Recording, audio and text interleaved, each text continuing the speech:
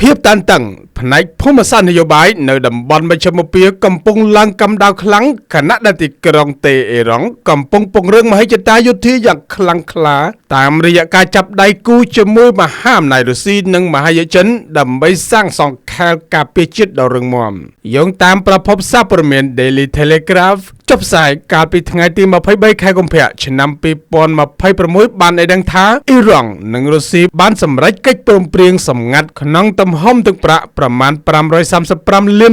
ដើម្បីទិញប្រព័ន្ធការពារដែនអាកាសចល័តចំនួនទី4កិច្ចព្រមព្រៀងនេះរួមមានទម្របាញ់មីស៊ីលលើស្មាប្រភេទ Verba ចំនួន500គ្រឿងនិងគ្រាប់មីស៊ីលចំនួន2500គ្រាប់ដែលមានសមត្ថភាពកំទេចគោលដៅហោះហើរទាបដូចជាអូថូម៉ាកចក្រនិងដ្រូនអ្នកជំនាញយោធាយល់ថានេះគឺជាការដោះដូរគ្នាខណៈដែលអ៊ីរ៉ង់បានផ្ដល់ដ្រូនពិឃាតសាហិត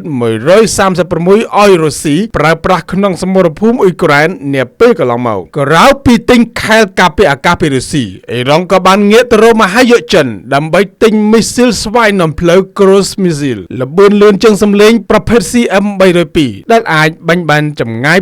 290គីឡូម៉ែត្រមីស៊ីលនេះត្រូវបានចាត់ទុកថាជាអាវុធយុទ្ធសាស្ត្រដ៏សំខាន់ព្រោះវាហោះហើរទាបនិងល្បឿនលឿនបំផុតដែលធ្វើឲ្យប្រព័ន្ធការពារនាវាចម្បាំងអាមេរិកពិបាកនឹងស្ទាក់ចាប់បានការសម្រុកបង្កើនទិញសព្វវុធនេះកើតឡើងចំពេលដែលសហរដ្ឋអាមេរិកបានចល័តនាវាផ្ទុកយន្តហោះខ្នាតយក្សធំចំនួន2គ្រឿងឆ្ពោះទៅកាន់តំបន់មជ្ឈមពាហ៍ដើម្បីត្រៀមលក្ខណៈប្រតិបត្តិការយោធាទ្រង់ទ្រាយធំប្រសិនបើមានបញ្ជាពីលោក Donald Trump លោក Trump ថែមទាំងបានព្រមានជាសាធារណៈថាអ៊ីរ៉ង់អាចនឹងជួបវាសនាអាក្រក់ប្រសិនបើការចរចាមិនអាចសម្រេចបានកិច្ចព្រមព្រៀងទេនោះជារួមសម្ព័ន្ធភាពយោធាត្រីភាគីអ៊ីរ៉ង់រុស្ស៊ីនិងចិនកំពុងក្លាយជាបញ្ហាប្រឈមដ៏ធំបំផុតមួយសម្រាប់ឥទ្ធិពលអាមេរិកខណៈដែលអ៊ីរ៉ង់ប្រើយុទ្ធសាស្ត្រទិញអាវុធបំពេញឲ្យគ្នាទៅវិញទៅមកដើម្បីការពារដែនអាកាសផងនិងទប់ទល់កងនាវាអាមេរិកតាមឆ្នេរសមុទ្រផងនោះពិភពលោកកំពុងតាមដានយ៉ាងយកចិត្តទុកដាក់បំផុតចំពោះ